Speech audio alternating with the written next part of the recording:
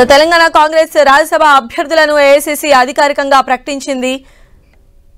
అనిల్ కుమార్ యాదవ్ పేరు, అదేవిధంగా రేణుకా చౌదరి పేర్లను ప్రకటించినట్టుగా తెలుస్తోంది. మరి కాసేపట్లోనే దీనికి సంబంధించి అధికారిక ప్రకటన కూడా వెలువడే అవకాశం కనిపిస్తోంది.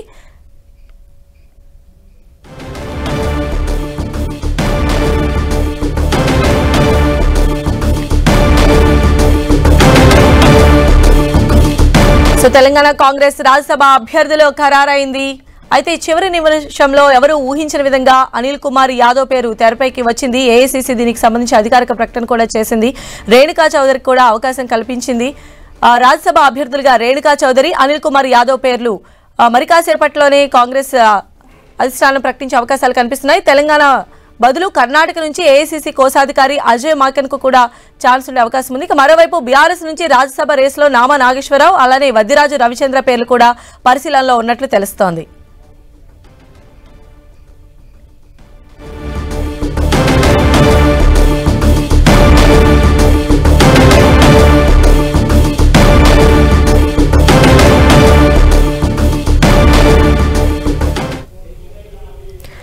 సో తెలంగాణ కాంగ్రెస్ రాజ్యసభ అభ్యర్థులను ఏఐసీసీ అధికారికంగా అనౌన్స్ చేసింది.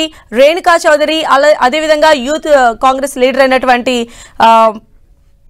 అనిల్ కుమార్ యాదవ్ పేర్లను ఖరారు చేసినట్టుగా తెలుస్తోంది. మరి ఎలాంటి ఈక్వేషన్స్ తో వీరిద్దరి పేర్లు తెరపైకి వచ్చాయి, దీని వెనుక కాంగ్రెస్ అధిష్టానం ఎలాంటి కసరత్తులు చేసిందనేటువంటి అప్డేట్స్ అందించడానికి మా ప్రతినిధి గోపి మనకు అందుబాటులో ఉన్నారు. గోపి,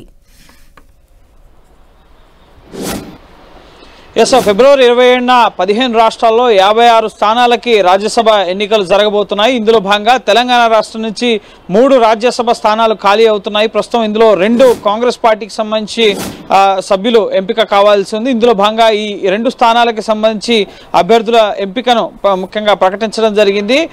సీనియర్ నేత మాజీ కేంద్ర మంత్రి రేణుకా చౌదరికి రాజ్యసభ సభ్యురాలుగా అవకాశం కల్పించడం జరిగింది. అలాగే యువకుడు యూత్ కాంగ్రెస్ కి సంబంధించిన నేత అనిల్ కుమార్ యాదవ్, అంజన్ కుమార్ యాదవ్ మాజీ ఎంపీ సికింద్రాబాద్ కాన్స్టిట్యున్సీకి సంబంధించి ఆయన తనయుడు అనిల్ కుమార్ యాదవ్ కి స్థానం కల్పించారు. రాహుల్ గాంధీతో అత్యంత సన్నిహితంగా భారత్ జోడో యాత్రలో కానీ, అలాగే నేషనల్ యూత్ కాంగ్రెస్ అఫైర్స్ లో కానీ చాలా కీలకంగా వ్యవహరించిన వ్యక్తి. సో యువకులకి కొంత ఇటీవల ఎమ్మెల్సీ ఎన్నికల్లో బల్మూరు వెంకట్ కానీ ఇప్పుడు రాజ్యసభ ఎన్నికల్లో కూడా ఇంత చిన్న వయసులో రాజ్యసభకి ఎంపిక కావడం అనేది నిజంగా ఒక కీలక నిర్ణయంగా మనం చెప్పాల్సి ఉంటుంది.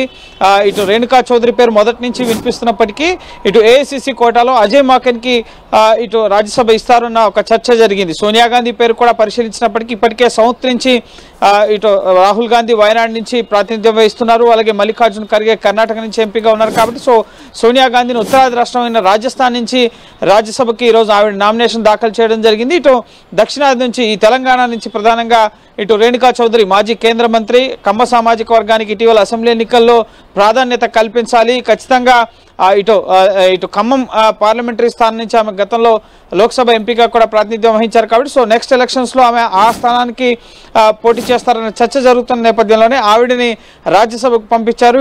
ఈ రాజ్యసభ స్థానానికి ముఖ్యంగా వి హనుమంతరావు పేరు కూడా ప్రధానంగా వినిపించడం జరిగింది. అలాగే గత అసెంబ్లీ ఎన్నికల్లో ఎవరైతే టికెట్లు ఆశపడి భంగపడిన వారు ఉన్నారో సీనియర్ నేతలు, వారికి రాజ్యసభకు అవకాశం కల్పిస్తారని భావించారు. అందులో భాగంగా రేణుకా చౌదరి కమ్మ సామాజిక వర్గానికి సంబంధించిన కీలక నేత, అసెంబ్లీ ఎన్నికల్లో కూడా కమ్మ సామాజిక వర్గానికి అత్యధిక ప్రాధాన్యత కల్పించాలని చెప్పి ఏఐసీసీ వేదికగా డిమాండ్ చేసిన వ్యక్తి. ఆవిడికి రాజ్యసభని ముఖ్యంగా ప్రకటించడం జరిగింది. అలాగే అనిల్ కుమార్ యాదవ్, అంజన్ కుమార్ యాదవ్ తనడు బీసీ సామాజిక వర్గానికి సంబంధించిన వ్యక్తి. ఖచ్చితంగా ఈక్వేషన్స్ పరంగా కూడా కమ్మ అలాగే వెనుకబడిన వర్గాలకు సంబంధించి యాదవ్ కమ్యూనిటీకి సంబంధించిన వ్యక్తికి రాజ్యసభను కేటాయించడం వెనుక ఖచ్చితంగా సీనియర్లు, పాత కాంగ్రెస్ నేతలు, అలాగే యువకులు, కొత్తగా ముఖ్యంగా కాంగ్రెస్ పార్టీలో నెక్స్ట్ భవిష్యత్తు చూసుకోవాలనుకుంటున్న నేతలకి ఈ రాజ్యసభను కేటాయించినట్లుగా తెలుస్తుంది.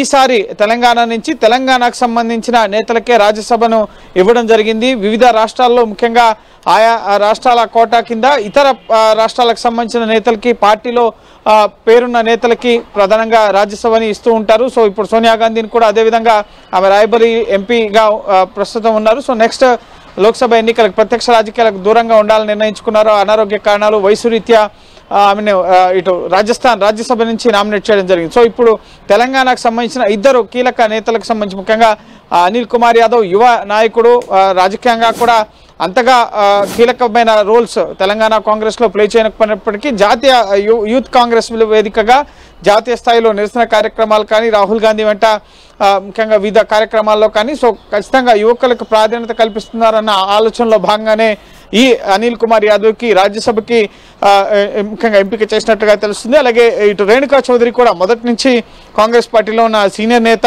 ముఖ్యంగా ఇటు కేంద్ర మంత్రిగా గతంలో పనిచేశారు.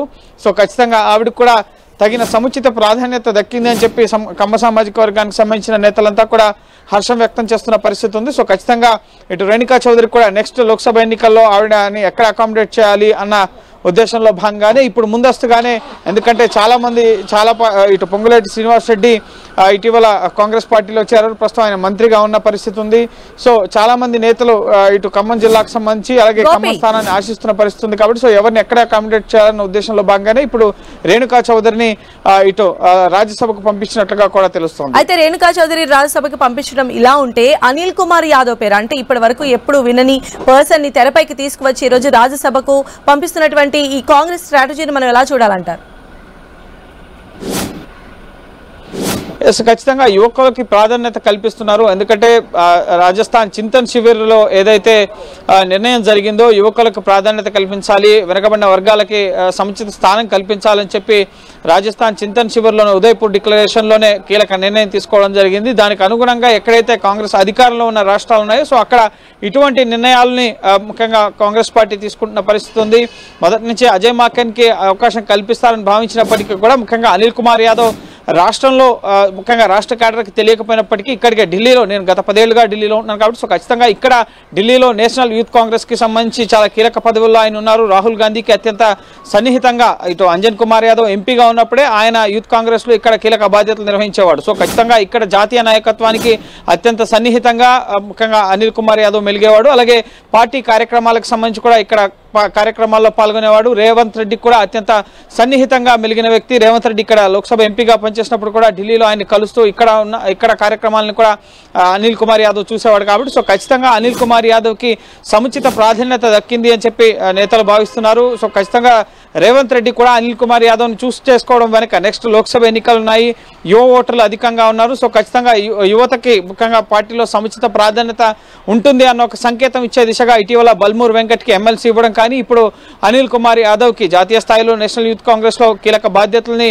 అనిల్ కుమార్ యాదవ్ నిర్వహించడం జరిగింది. సో ఇప్పుడు రాజ్యసభలో కూడా ఇప్పుడు యంగ్ బ్లడ్కి అవకాశం కల్పించే దిశగా ఏఐసిసికి ఈ సూచన చేసినట్లుగా తెలుస్తుంది. ఎందుకంటే రాజ్యసభకి ఎవరిని పంపించాలి అన్న దానికి సంబంధించి రాష్ట్ర నాయకత్వం నుంచి సూచనలు తీసుకోవడం జరుగుతుంది అధిష్టానం. అందులో భాగంగానే ఇటు సీఎం రేవంత్ రెడ్డి ఇటు రాజ్యసభకి ఎవరు వెళ్ళబోతున్నారు అన్న దానికి సంబంధించి అధిష్టానానికి ఈ ఇద్దరు పేర్లను కూడా సూచించినట్లుగా తెలుస్తుంది. అందులో భాగంగానే ఇటు రేణుకా చౌదరిని అలాగే అనిల్ కుమార్ యాదవ్ని కూడా రాజ్యసభకి ముఖ్యంగా అభ్యర్థులుగా ప్రకటించడం జరిగింది. ఎమ్మెల్యేస్ అంతా కూడా 27వ తేదీ ఉదయం 9 గంటల నుంచి సాయంత్రం 4 గంటల వరకు కూడా పోలింగ్ జరుగుతుంది. అదే రోజు ఫిబ్రవరి 27వ తేదీనే ముఖ్యంగా ఫలితాలు కూడా వెల్లడవుతాయి. సో ఖచ్చితంగా కావాల్సిన సంఖ్యాబలం కూడా ఉంది.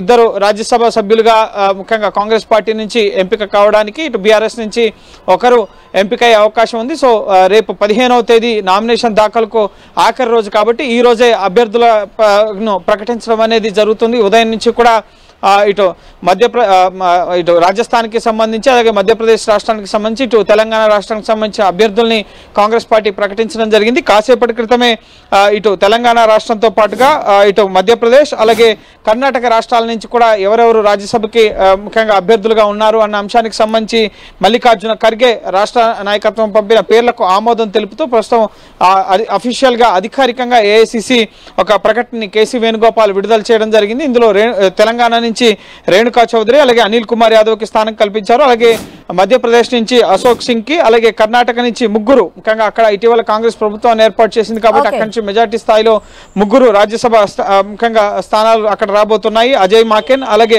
కర్ణాటక నుంచి అజయ్ మాకెన్ కి తెలంగాణ నుంచి ఇస్తారనుకున్నారు కానీ కర్ణాటక నుంచి అజయ్ మాకెన్ కి ఇవ్వడం జరిగింది. అలాగే సయ్యద్ నదీర్ హుస్సేన్ ఇతను మల్లికార్జున ఖర్గేకి రైట్ హ్యాండ్ గా చెప్తారు. ప్రస్తుతం ఆయన రాజ్యసభ ఎంపీగానే ఉన్నారు. సో అతన్ని మళ్ళీ రిటైన్ చేయడం జరిగింది. అలాగే జీసీ చంద్రశేఖర్ కి ఇటు కర్ణాటక నుంచి రాజ్యసభ స్థానాన్ని కల్పించడం జరిగింది. కానీ తెలంగాణ నుంచి మాత్రం ఒక సీనియర్ నేతకి రేణుకా చౌదరికి అలాగే ఒక యువకుడికి నేషనల్ యూత్ కాంగ్రెస్ లో కీలక బాధ్యతలు నిర్వహించిన అనిల్ కుమార్ యాదవ్ ని రాజ్యసభ అభ్యర్థులుగా అయితే ప్రకటించారు.